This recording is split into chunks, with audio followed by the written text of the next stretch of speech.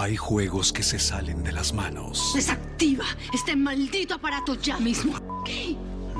No está respondiendo esto. Que cada vez son más letales. Escuchó hablar de la maldición del diamante rojo. Yo no creo en las maldiciones. Pues yo sí creo en maldición. Y juegos donde pierden los inocentes.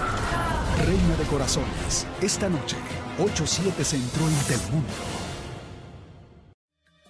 Su desayuno. Lléveselo, no tengo hambre. ¿Hambre de mí tampoco? De ti tengo hambre, tengo sed, tengo ganas. Por esa hambre lo dará todo. Lo único que quiero es ser tú, reina. Pero su ingenua honestidad Estoy enamorada de otro hombre. se convierte en su peor amenaza. ¿Quién es él? Reina de Corazones. Esta noche, 8/7 Centro en Telemundo.